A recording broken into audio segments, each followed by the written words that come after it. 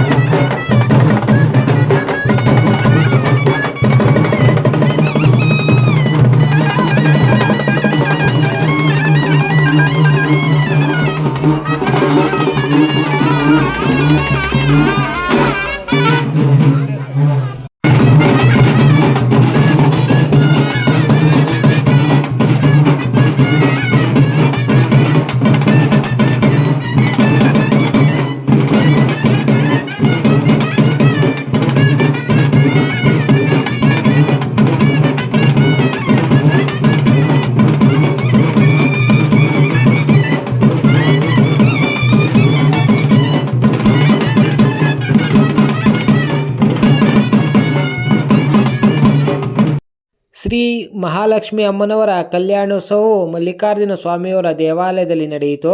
ನೋಡ್ತಾ ಇದ್ದೀರಾ, ಶ್ರೀ ಜನಾರ್ದನ ಸ್ವಾಮಿ ಹಾಗೂ ಮಹಾಲಕ್ಷ್ಮಿ ಅಮ್ಮನವರ ಕಲ್ಯಾಣೋತ್ಸವ. ಈ ಕಲ್ಯಾಣೋತ್ಸವ ಆದ ನಂತರ ಶ್ರೀ ಮಹಾಲಕ್ಷ್ಮಿ ಅಮ್ಮನವರು ಉತ್ಸವದ ಮುಖಾಂತರ ಶ್ರೀ ಮಹಾಲಕ್ಷ್ಮಿ ಅಮ್ಮನವರ ದೇವಾಲಯಕ್ಕೆ ಬರ್ತಾರೆ. ನೋಡ್ತಾ ಇದ್ದೀರಾ, ಕಲ್ಯಾಣೋತ್ಸವದಲ್ಲಿ ಜನಾರ್ದನ ಸ್ವಾಮಿ ಹಾಗೂ ಮಹಾಲಕ್ಷ್ಮಿ ಅಮ್ಮನವರು. ನಾವಿವಾಗ ನೋಡ್ತಾ ಇದ್ದೀವಿ ಶ್ರೀ ಮಹಾಲಕ್ಷ್ಮಿ ಅಮ್ಮನವರು ಹಾಗೂ ಜನಾರ್ದನ ಸ್ವಾಮಿಯವ್ರನ್ನ ಸಪ್ತಪದಿಯನ್ನು ತುಳಿಯಲು ಹೊರಗಡೆ ಕರ್ಕೊಂಡು ಹೋಗ್ತಾ ಇದ್ದಾರೆ. ನೋಡ್ತಾ ಇದ್ದೀರಾ.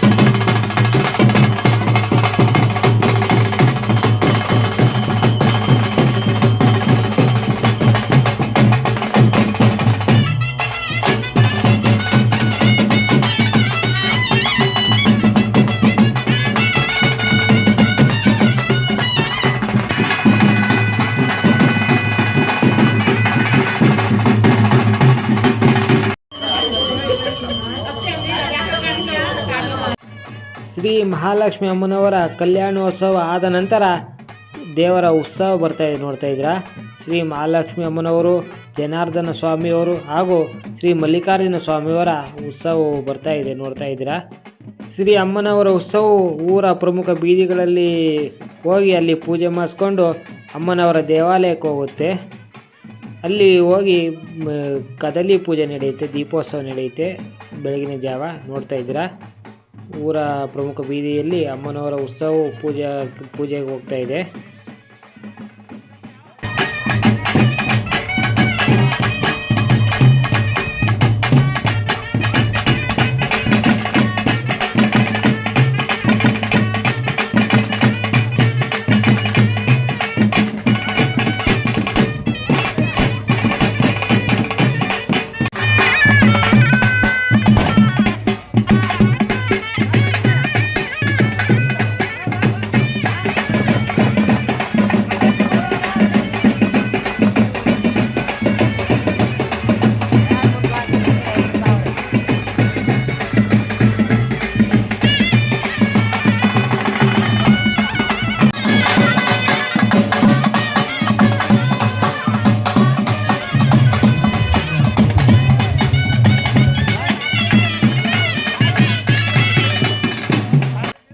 ಶ್ರೀ ದೇವರ ಉತ್ಸವವು ಆಂಜನೇಯ ಸ್ವಾಮಿ ಇರುವ ದ್ವಾರದ ಬಳಿ ಬಂದಿದೆ. ಈ ಹೆಬ್ಬಾಗಿಲಿನಿಂದ ಒಂದು ಅರ್ಧ ಕಿಲೋಮೀಟರ್ ಮುಂದೆ ಹೋದರೆ ಶ್ರೀ ಜನಾರ್ದನ ಸ್ವಾಮಿಯವರ ದೇವಾಲಯವು ಸಿಗುತ್ತೆ. ಹಾಗೆ ಆಂಜನೇಯ ಸ್ವಾಮಿ ದೇವಾಲಯ ಕೂಡ ಇದೆ. ಆ ಪ್ರದೇಶವನ್ನು ನಾವು ಹೇಮಾವತಿ ಪಟ್ಟಣ ಅಂತ ಕರೀತಾರೆ.